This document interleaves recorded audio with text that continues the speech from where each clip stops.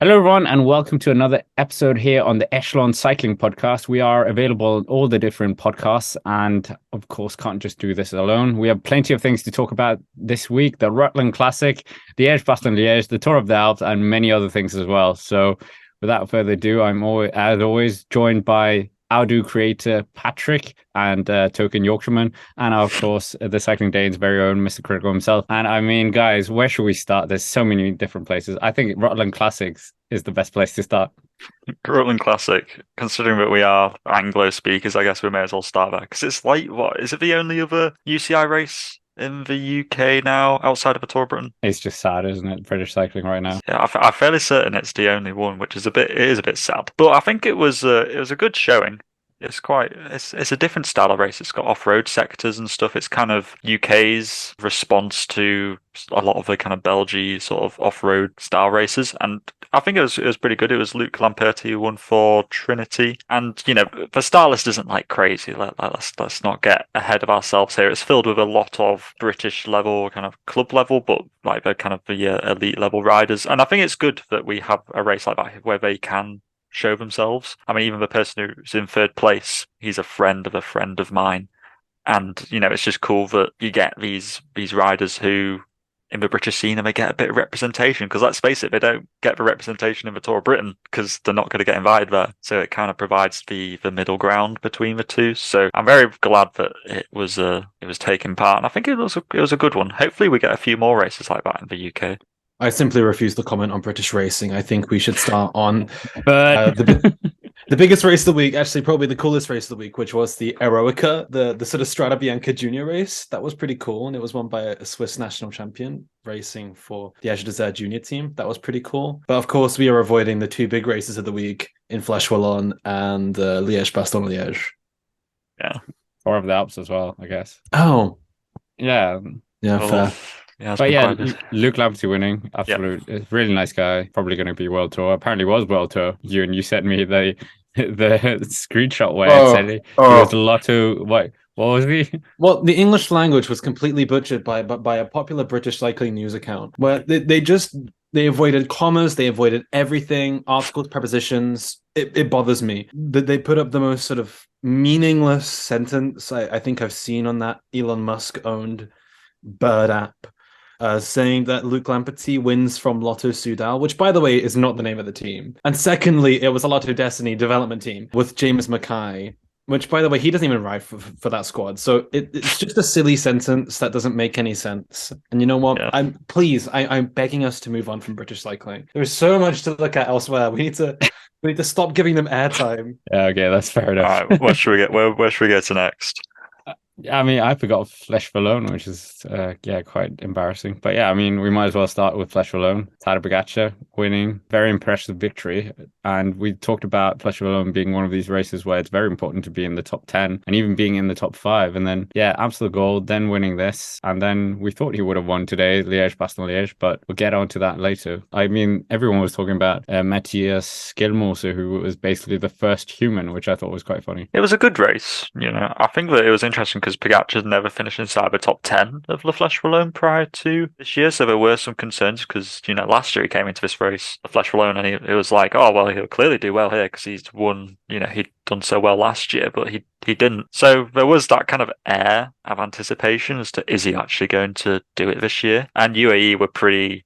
they had it absolutely locked down. They knew exactly what they were doing. They didn't really miss a beat. And Pogacar just absolutely nailed it. And it was dead impressive, to be honest with you. The way that he just stepped off and attacked in the last, 100 meters or so was just insane. And it was just Pogacar in full flight. And it was really cool, actually. And Skjelmosen's second was a really cool one as well. I'm sure that Scott will be happy with that one. And then Landa in third was actually relatively surprising. Landissimo, was flying. He was grimacing, but he wasn't taking a sip of his bead on in the last 150 meters. Unlike Trevor Catalonia when he was taking a sip in the sprint, he wasn't doing that this time round. It was obviously a bit harder for him. Landismo is alive. It's breathing.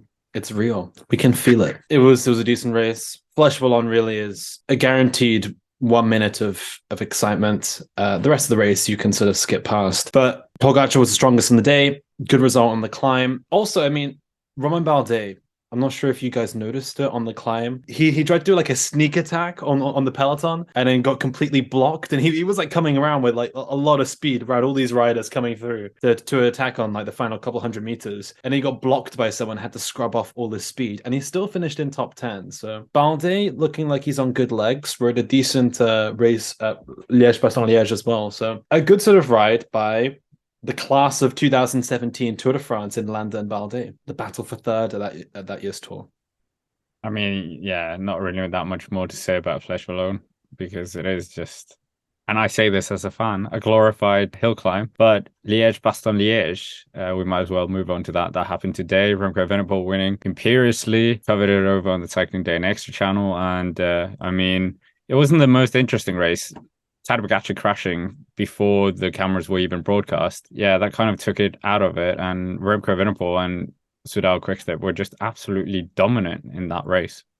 Yeah, it was a real shame that Pogacar crashed because there was a lot of anticipation around him versus Evenepoel. And when Pogacar crashed, pretty much everybody, including me, was then just thinking, well, when's Evenepoel going to attack, and therefore when's Evenepoel going to win this race? It seemed a bit like a done deal already, which seems a bit harsh to say, no disrespect to the other competitors, but it kind of just seemed that way. And Evenepoel just did exactly that. He managed to just attack away from other people. He didn't do it on La Redoute though, despite the fact that Van Velde was setting a really hard pace. He kind of seemed apprehensive to go there, but he sort of like went, and he like Pidcock went with him. But then Pidcock just got fully dropped. Like, not even by an attack. It was just a hard pace and he just couldn't follow it. Which again follows on to, was it somebody commented saying that Pidcock can't do something over 200 kilometers?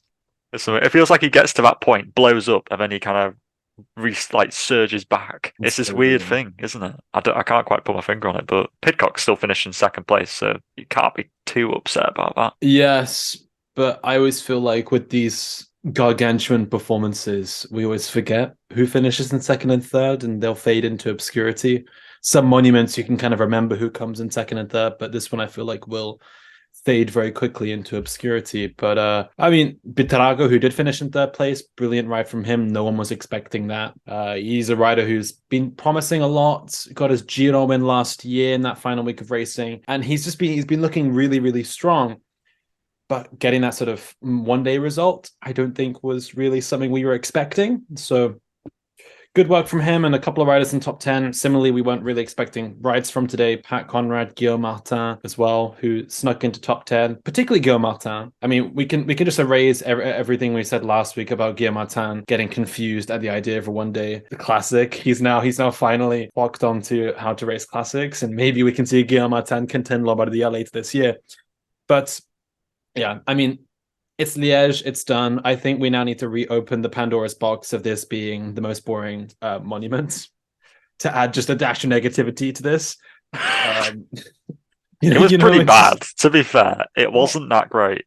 The women's wasn't good either.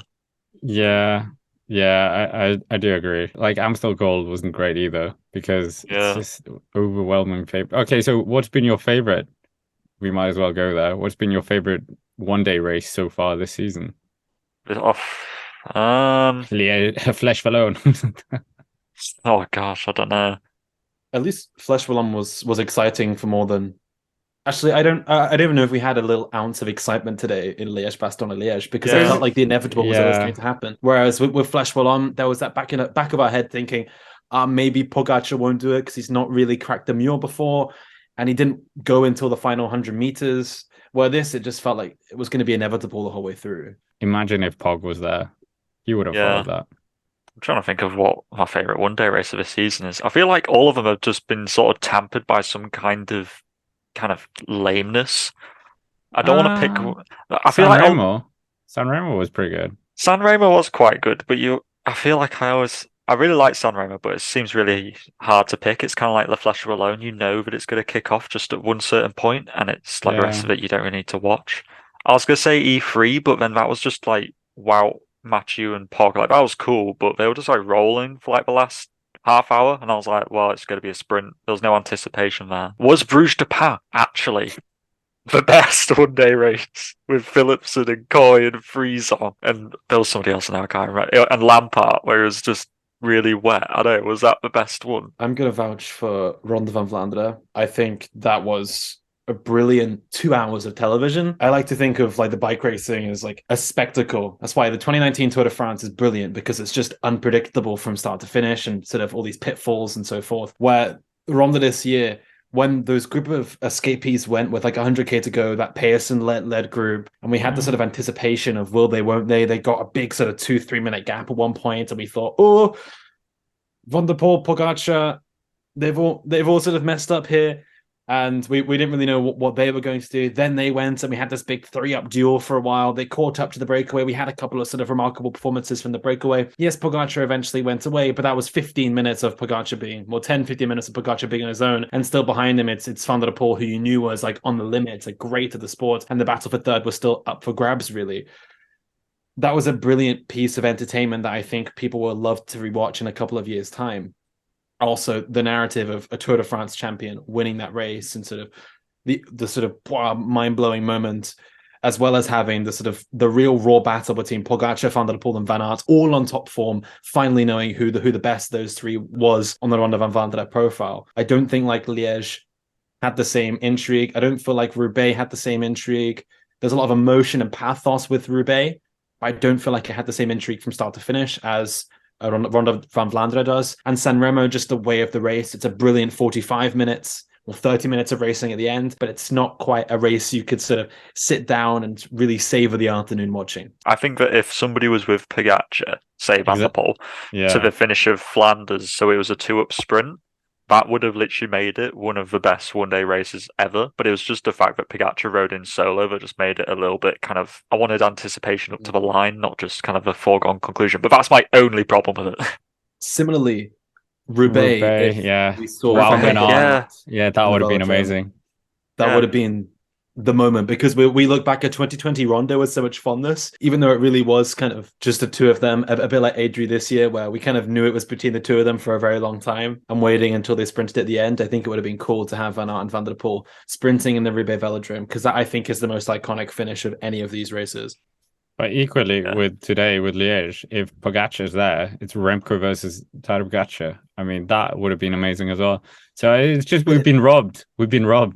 But that would have felt a little bit inevitable, because I feel like Pogacar would win that sprint any day of the week.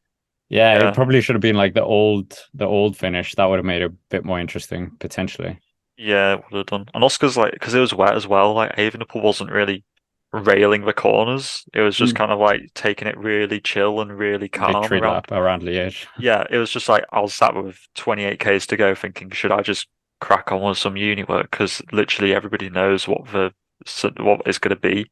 I was like, yeah, second and third, whatever will happen there will happen. But I think Liège was just a bit dull, because you knew what the result was going to be like half an hour to go, if not more, and that just kind of took the wind out of its sails. Where does it kind of put Remco Evenepoel if we have this kind of theoretical top 5 or top 3 of cycling? Where would you put Remco in terms of the Pogacar, the Roglic, the Vingegaard? 3, I think it's more than just 3. But like this. Okay, who else do you want to put in?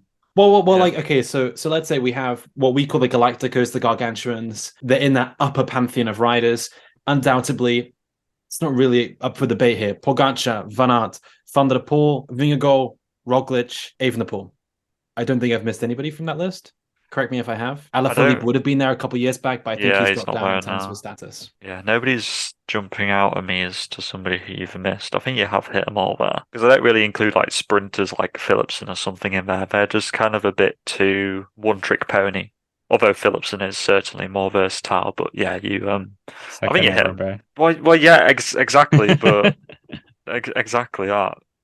He is more versatile. Like him and Pedersen are very good sprinters to have on your team, but that's a whole different discussion. We're talking about where's Remco in this top 6 that Ewan's just kind of laid out. I'd say that at the moment, oh god, we get people mention how we just bash Wout van Aert all the time, but not gonna lie, I don't bash Wout van Aert. Not gonna lie, I love how we all just went like that.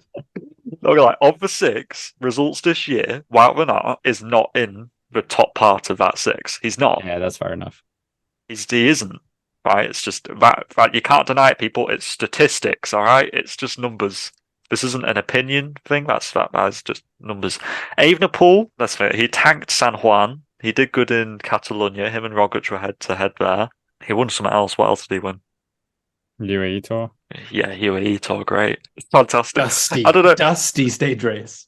And then he won Liège, which was a bit because Pogacar wasn't there. So it's like, do I put him in the top 3 yet? I'm not sure if I do, to be honest with you. I reckon he's like 4th. At the moment, Pogacar's at the top. And then there's Van der Poel. And then, I don't know, I'd say maybe it's like Roglic and Evenepoel 3rd. And then Wout and Jonas. I know Jonas won Basque Country, but like it wasn't like, let's say, there was no other like gargantuan there. So I'd say it's like Wout and Jonas at the bottom, Pogacar and Van der Poel, and then it's Remco and Roglic fighting for 3rd and 4th. That's kind of how I'm laying it out. Here we go. Hog at the top. Easy. 2nd, Van der Poel. 3rd, Primož. 4th, Evenepoel. 5th, Jonas. 6th, Wout. Why have you two been smoking? Maybe I'll be. We've got to keep up our thing of being Wout and art bashers. It's what we have, Scott. All right. Well, I'm sorry. Wout. Okay, so Wout won Adri Price. No, I didn't care about the Wout. I cared about the Jonas. What's he done? He hasn't beaten Pogacar this year. He's won Gran Camino, which I know it's a race which follows Tour of Basque Country. God, bro. Against who though? Schmidt. Yoni Zagire is not Pogacar. He is not Evenepoel. He's not these guys. He's Yoni Zagire. My man has won 1 Grand Tour stage in the last decade. No, even Landa. Landa doesn't win races. It's kind of part of his personality. He just doesn't win. The fact that Vingegaard won Basque Country when all these others were doing all the other stuff all around the world. Nah, I'm sorry, I don't buy it. This was a can of worms. This was us just ready to erupt.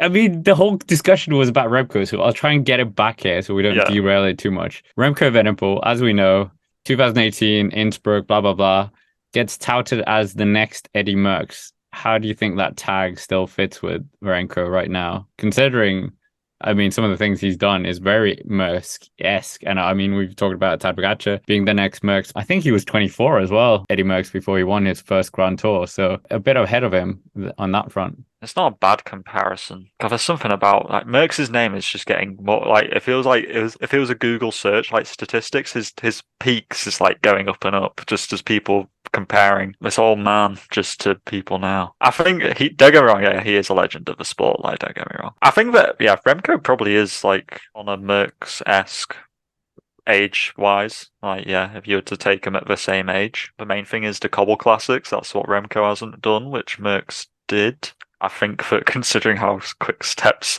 classics went this year in the cobbles, it wouldn't surprise me if Remco gets set next year. So maybe we'll talk about this again next year. Remco's won some kind of like E3 or something, and we're like, well, mate, now he is. I reckon he's close, but he doesn't have the cobble classics in his Palmares to really be like an exact comparison. I reckon Remco could win Ronda. Yeah. I think he could. He also needs to win a Tour de France. Before I throw in the Merckx comparisons, I think Toggle's Pogo Stick is definitely more worthy of the Merckx comparison. But, I mean, it's only a matter of time. I reckon Evenepoel wins at least 1 tour before he retires. But anyways, getting back to the week, and the Tour of the Alps also happened, that race, and one rider that Ewan's been fairly critical of, not Wout van Aert, Theo Gegenhardt. The list is starting to build up, but I mean, 2 victories in the stage race and taking the overalls, pretty good going by him. Before I dive into the Tour of the Alps, I do want to preface this by saying that I don't have a problem with Theo Gegenhardt. I just question how evergreen his Giro d'Italia victory is, but he put that to bed. He's even been struggling with it himself.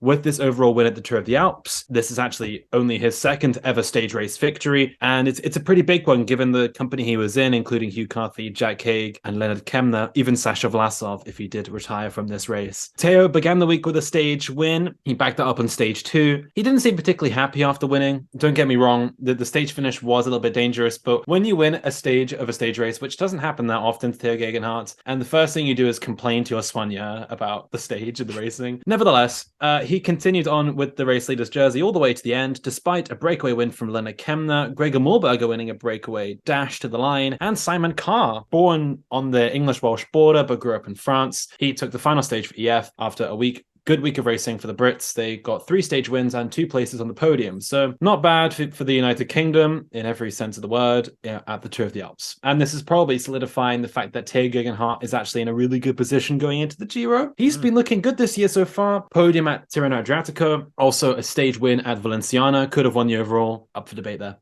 After a penalty he got on one of the stages. And now with the win at the Tour of the Alps, you would say, apart from Remco and Roglic, is probably the rider with the best build up. Yeah, absolutely. That's what I was going to say, is that Tao has pretty quietly just been getting on. And when I look at his stats now, I'm like, oh my word. Tao has actually had a killer season so far, which rivals a lot of the best GC riders in the world. And it comes in a really important year, considering that it's a contract year for him as well. And I think that, there have been questions about since 2020 and the Giro win, which he got there, was that kind of fluky or whatever. But that aside, obviously he got a good contract, like a long-term contract. And I think it's good that after a few years where things haven't quite worked out, but it's finally going his way. And I'm really looking forward to seeing what he can do at the Giro. I think going into it, we were all sort of thinking, oh, it's all Geraint Thomas. So then there's sort of a Rensman and Tao kind of there as fallback options in case G decks it or something. Well, I think that Tao's honestly a contender.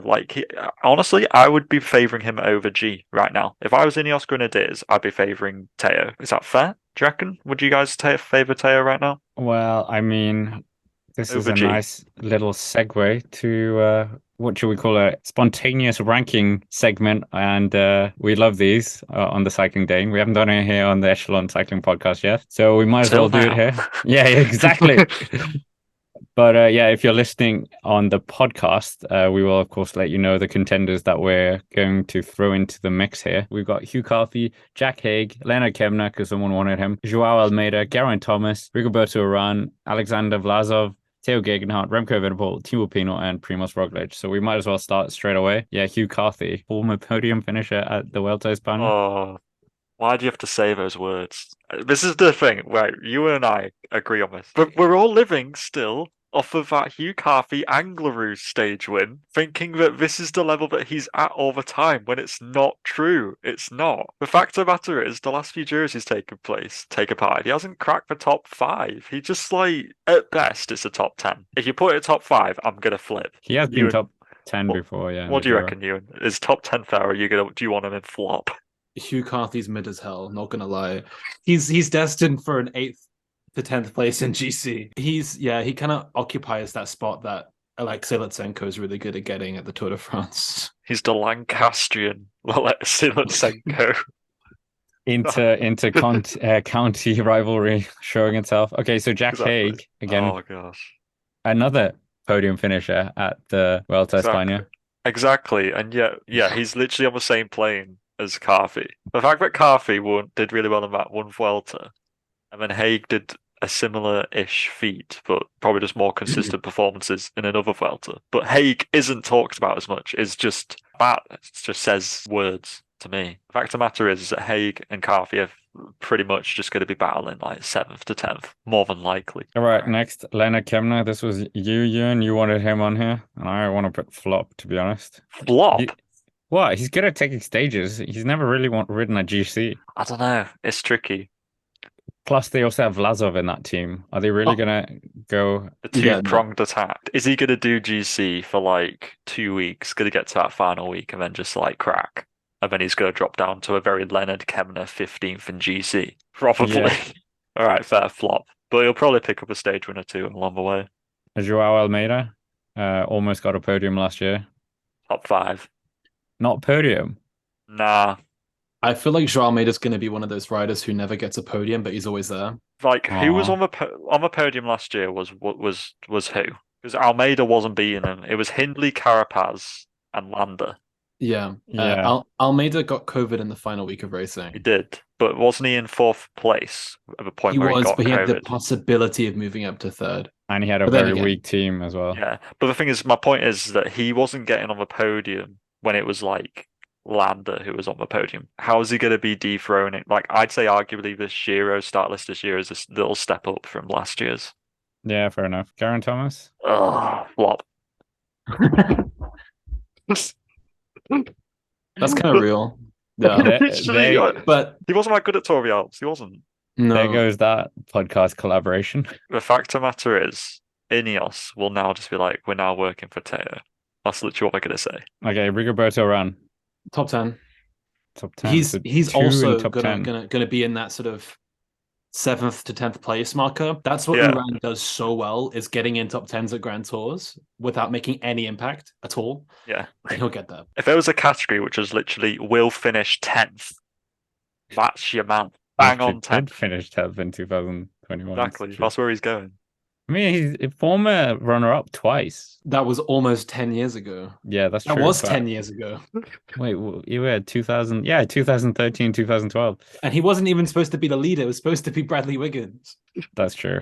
There are parallels here. He's supposed to be working for the One Tour Wonders from the United Kingdom, and instead he's going to do better than them. I mean, Bradley Wiggins, that's a sidetrack. He did finish second place in the Vuelta retrospectively now. It's true. Bro got beaten by Chris Froome. He wasn't even supposed to be the leader. Anyway, Sasha. That was Oh the gosh, he's that was the segue. in his own world. You know? I know where you would put him. No, he's been mid as hell this year, not gonna lie.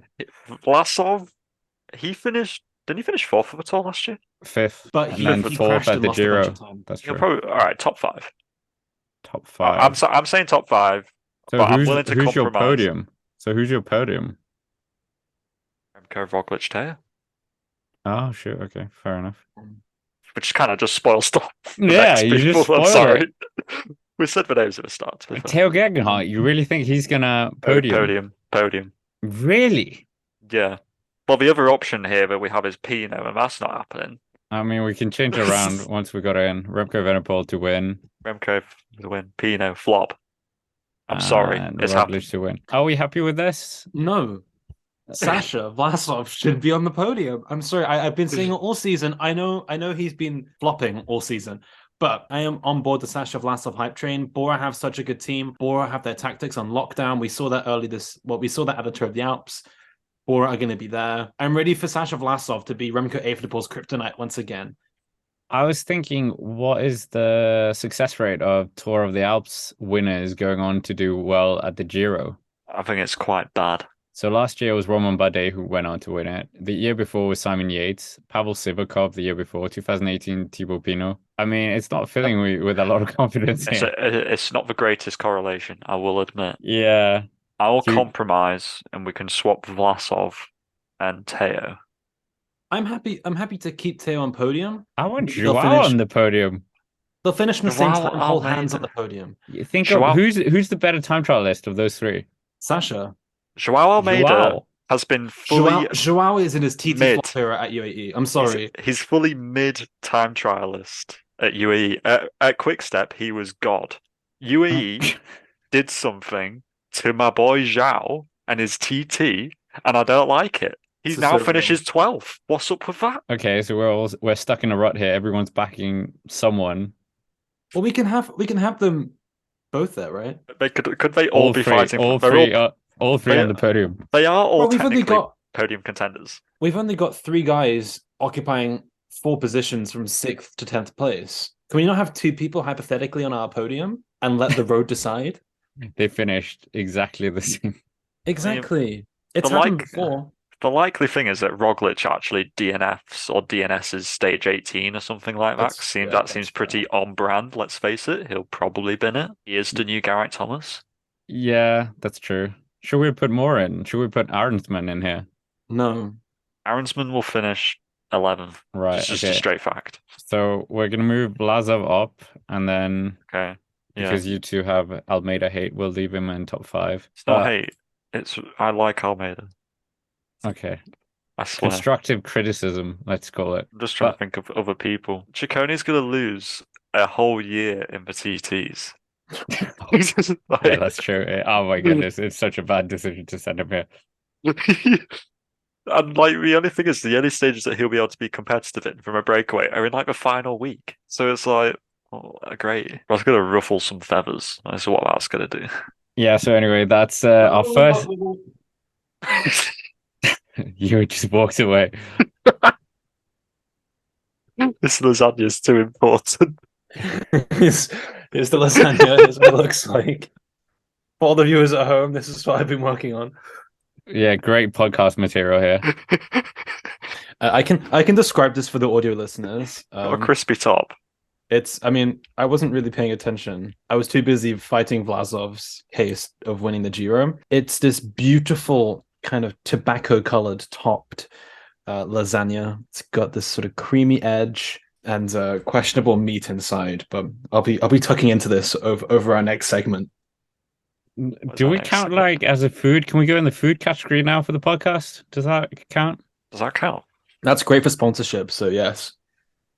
But yeah, anyway, moving on. Patrick, you have a story you wanted to talk about concerning a superstar of EF Education Easy Post. Oh yeah, there have been some rufflings about Carapaz's performance so far this year since joining EF, and I saw a report somewhere.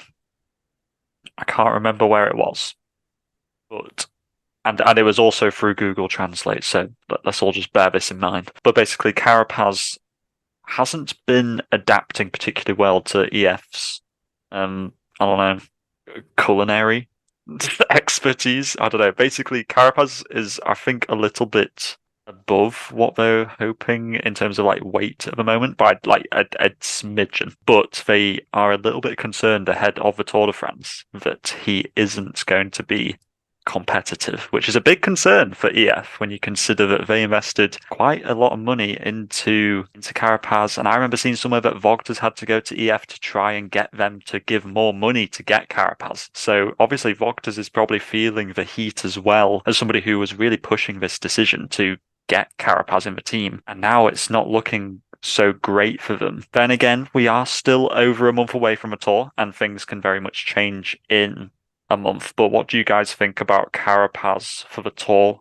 Knowing this information, are you concerned about his ability to finish on the podium for the Tour? We've talked him up so many times as one of the most consistent Grand Tour riders in recent times outside of the Slovenians. Well, outside of Tadej Pogacar, not Roglic, because he's plenty of DNFs. So yeah, it's a bit of a shame. And I mean, the whole weight thing as well. Jan Ullrich was one who was known for always gaining a lot of weight during the winter. And the Tour de Suisse, I think, there was a Tour de Suisse where he crashed. And that was the reason why he missed the 1999 Tour de France, because he was only living off gels when he was training and racing, nothing else, no food, no anything, and then crashed. And hence why he's the winner of the 1999 Vuelta a España, wasn't at the Tour de France, but that's a complete sidetrack. But yeah, I mean, like you said, the amount of money they've invested into getting Carapaz here, and then if he's not hitting the right performance numbers, let's call it, they're going to be quite worried about this because, and he's also had some kind of respiratory illness the last few weeks, which is why when you've looked on PCS, for example, and he's been on for a Liège or a Fleche Wallonne or a Amstel, his name's been on there, but he hasn't been at the start list, is because he is, I think, a little bit ill at the moment, which again is not ideal preparation for the Tour, especially when you consider that, I know we're going into May, so we're kind of, he'll get through May and then we'll get towards the warm-up races where he's going to the Dauphiné, I think he's going there. So I think there's still plenty of time for Carapaz and EF to kind of swing this around, but it's very interesting that moving from Ineos to EF hasn't been the slick transition that perhaps they were expecting, and it just shows kind of behind the scenes how difficult it can be for a rider. You don't really consider a rider going to a new team and they just kind of fit in and it's just perfect. You don't think about all the other extra things that go on behind the scenes that make kind of a transition a bit more difficult for a rider. Yeah, that's true. I don't think we're going to see like a big fad weight loss thing for Carapaz. I don't think any nutritionist would approve what Ulrich did 20 years ago. I just don't think it's not sustainable. It's not healthy. I don't think we're going to see that from Carapaz this year. Who knows where he'll be? Weight isn't everything, of course. We'll wait and see. Maybe it's about his fueling and so forth, and we'll see that come into fruition over the next couple of months. I know these guys are so sort of fixated on their weight. Maybe it's also weighing on his mental health as well, knowing that he needs to be in a certain position to fight for certain races. So I don't know. It's an interesting debate, and it would explain a little bit why he's been off the mark. But I think the respiratory issues as well also explain a lot. We've seen riders who aren't on their weight target still perform. So I think there might be something else, really, which would be the respiratory problem that could be holding him back. I mean, the weight loss thing. Remember George Bennett a few years ago in the Giro d'Italia? That went completely crazy, and he just couldn't perform. And then there was another thing. Do you remember it's like when Christoph was still at UAE? I think it was like during the tour or something, he put on loads of kilos because they were giving him creatine, which increases your water retention. So he actually got to the end of the tour and he was like 4 or 5 kilos, something heavier. I'm not sure if that's not like an exact, like it was 4 or 5. I think it might have even been more than that. But basically it just shows how the whole nutrition side of cycling is becoming increasingly more prevalent. And I think it was something which was perhaps neglected a bit, let's say in the 80s through to the 2000s. But I think it's certainly been the front, like the new frontier in terms of kind of marginal gains, especially over like the last 10 years or so. Literally, Jumbo-Visma using AI to generate meal plans and dietary things for their riders. Yeah, so really, I believe it's got something to do with the actual Jumbo supermarket, but the technology they've used is AI generated to maximize like nutrients and calories and so forth for their riders. So Jumbo-Visma have been working with AI to like help develop meal plans and nutritional data for their riders. Maybe that's the future. More to come on AI and Jumbo-Visma. But you would say they're going to sort something out. I know EF do a lot with their sort of new frontier tech stuff, but I imagine, like Super Sapiens and Wahoo and all this kind of stuff, for instance. But I imagine Ineos Grenadiers would have been quite similar. Maybe not Movistar before, but yeah, I mean, we'll find out, I guess. Yeah, it certainly is a bit of a strange one. And yeah, going from Ineos Grenadiers to EF Education, don't really know the structures, etc., within the teams and how important nutrition is. But nevertheless, Ewan did just foreshadow what we're going to talk about. Ewan, Jumbo-Visma. I mean, apart from that, it was strange Jonas Vingegaard AI. Yeah, what is this? Because I don't think I've heard of this. The other day, Jonas Vingegaard got a big contract extension up to 2027, a long one. He joins that special club with Pogacar, Pippo Ganna, and a bunch of other sort of Galacticos and stars of the sport. But with that, they made an AI-generated video that was supposed to be him as a kid talking about his career. It was really strange. I didn't really understand why. It was postmodern at times. You didn't really know what was true and what was not. Because you had this like little AI-generated child wearing a bike helmet in a Jumbo-Visma jersey, talking with an American accent about Jonas Vingegaard's career, as if he was a kid. So it was like using like the future tense. So it was like, maybe I could win a Tour de France one day. And then it just like puts up pictures of Jonas Vingegaard, and it was supposed to be him. It's awful. I detest it so much. And I mean, Jumbo-Visma, they're not shy of using AI. There's been a sort of catchphrase here with the AI-generated tactics of Jumbo-Visma. But I mean, it really is AI-generated. Their Tour de France kit in 2022 was AI-generated. This awful contract extension video was AI-generated. And they've got those AI-generated meal plans. So, I mean, there's a lot going on with AI at Jumbo-Visma headquarters, but this also coincided, and this whole aesthetic and marketing motif, which they've spent way too much money on, is linked to their Tour de France rebrand of Ride Your Dreams, which is in partnership with a theme park. So it's called Velodrome, a play on words with the Velodrome in French, being like the place where you cycle. We all know that. It's in English as well. But also Velodrome, like velo, bike, drome, the Dutch word for a dream, because it's all about living your dreams. So they've released this special edition Tour de France kit, which I think is quite frankly awful. It's black and yellow. It's kind of reverse two-toned, but it's got this awful hexagon in the center. France is known as the hexagon. So they just got this like hexagon of France with the outline of France inside. I don't know why. With a bunch of stars. And the whole thing is about stars and constellations and following your dreams, because anything can happen. Believe us, we did it last year. We followed our dreams and it became a reality. Well, actually, the day we're recording this is Sunday after Liège-Bastogne Liège. This is the final day you can pre-order your kits so you can have your constellation on it. So like from a special time and place that you want, you can get the stars on the jersey. The design will be specially placed. for your specific constellation in mind. The riders who are doing the Tour de France this year have all chosen their own constellations or whatever star pattern to be put on the back of the jersey. It's a lot of marketing going on. But in the process of releasing all this, they have accidentally told us their Tour de France team. Or maybe it might change, but these are the eight riders that were all shown modeling the new kit. Given that last year they did the same thing, but only with like the stars, they were confident this year to model the new kit they have for the Tour de France with 8 riders, which also coincides with the 8 riders that they would be riding the Tour de France with. So the 8 riders at Jumbo-Visma have modeled their new Tour de France kit are Christophe Laporte, Nathan van Hooijdonk, Dylan van Baarle, Wout van Aert, Jonas Vingegaard, Sepp Kuss. That's not 8 riders, but it's close enough. It's 6 riders. So, but there's room for 2 more people that will be in their Tour de France squads, which might be up for debate. But that's quite a big chunk of their Tour squad that they have released with this kit reveal. Okay, they've got our pro cycling stats: Vingegaard, Kruijswijk, Van Baarle, Van Aert.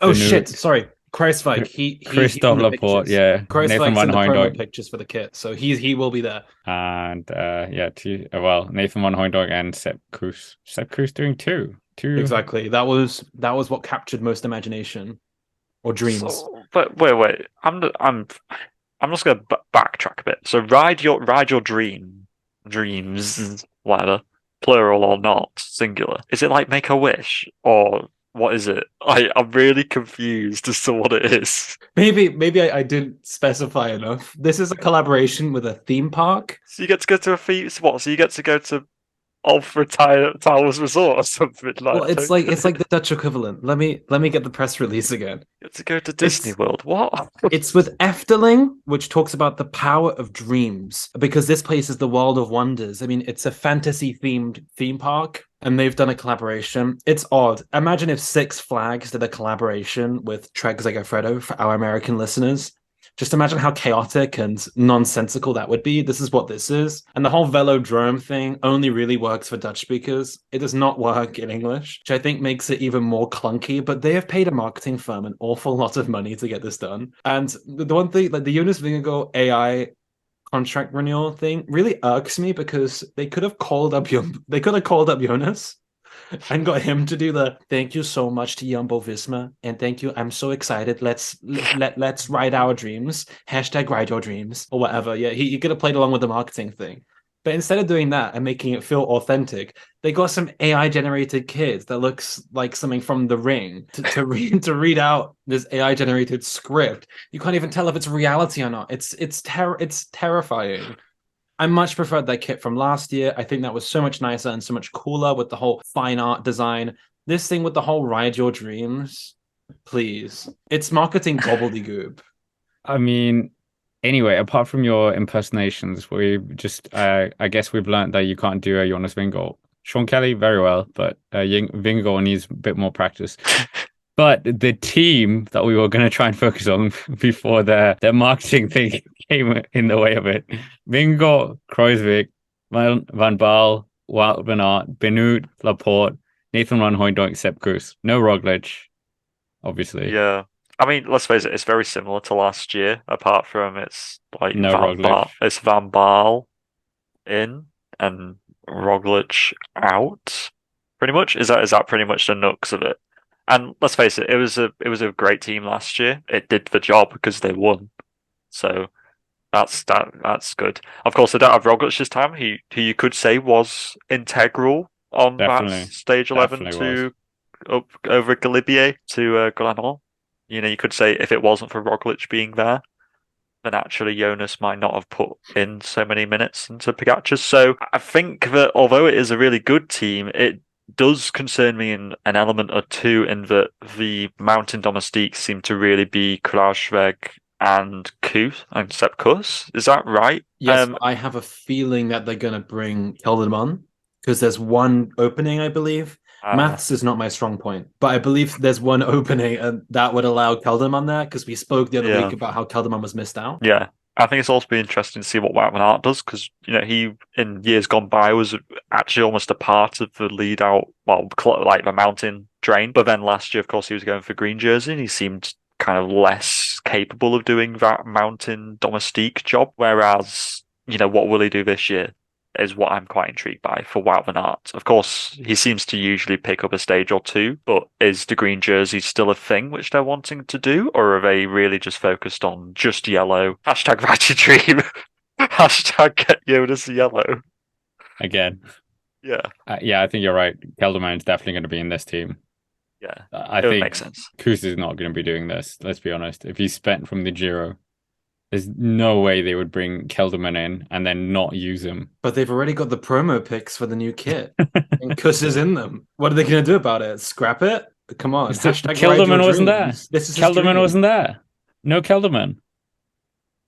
Well, maybe, I mean, I said the other week they're too rigid with their tactics. The fact that they've done a full photo shoot in a kit that they've released 2 months before the Tour de France because they want to sell it in time shows that they're a little bit rigid here. Maybe Kuss will get struck off, maybe he won't.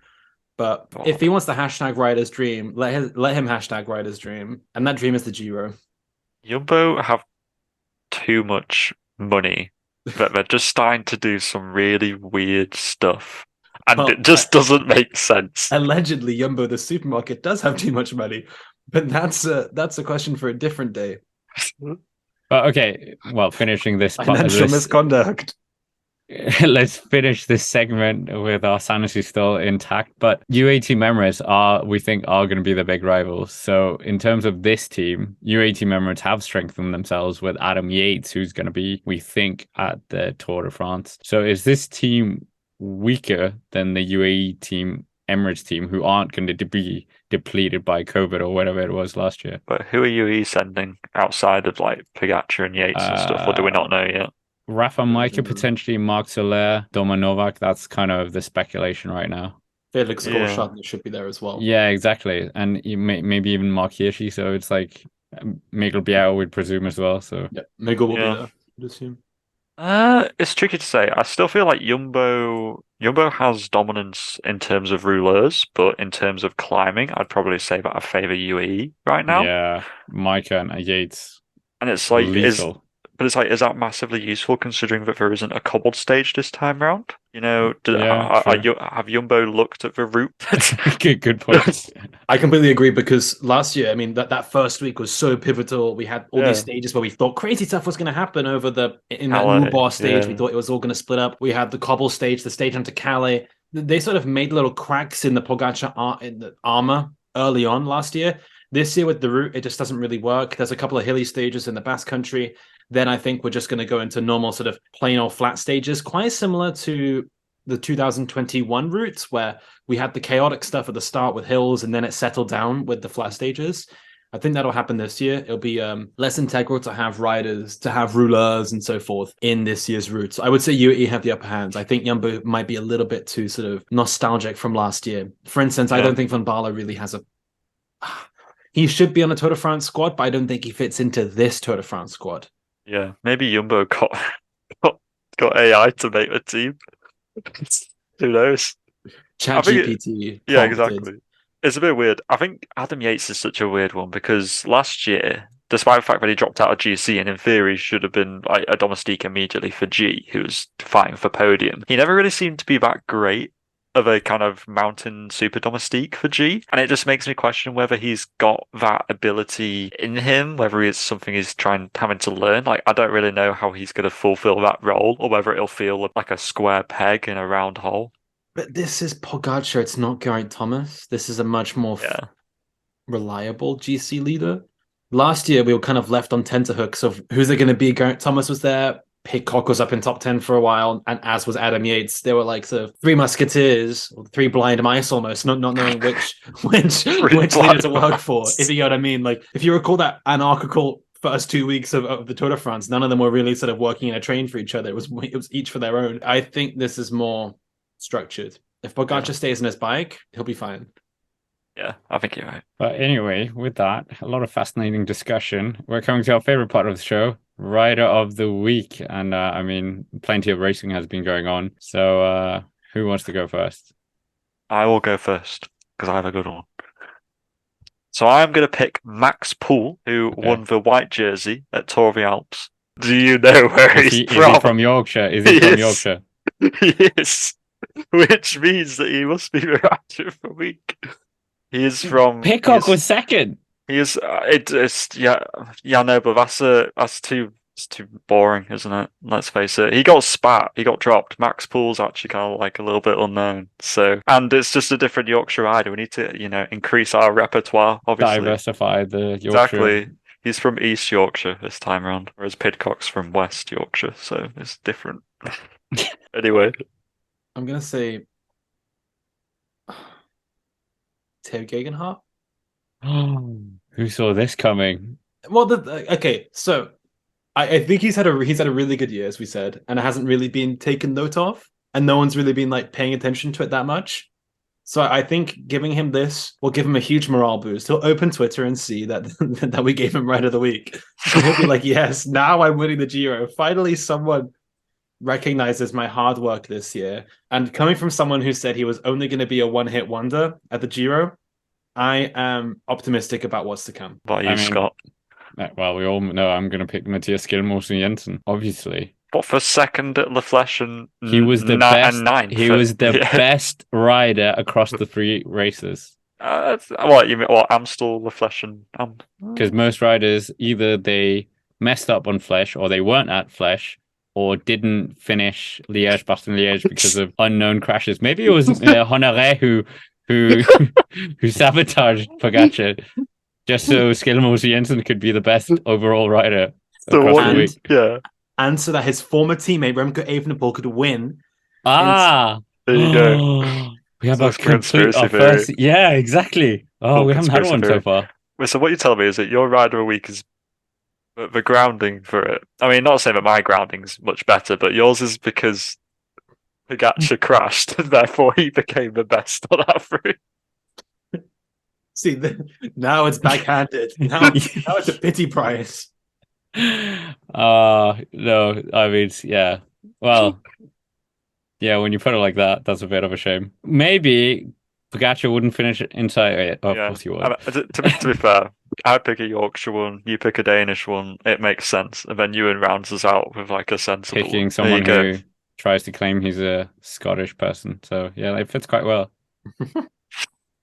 Theo Gegenhardt is from basically where Ewan's from, so it's fine. We have connections.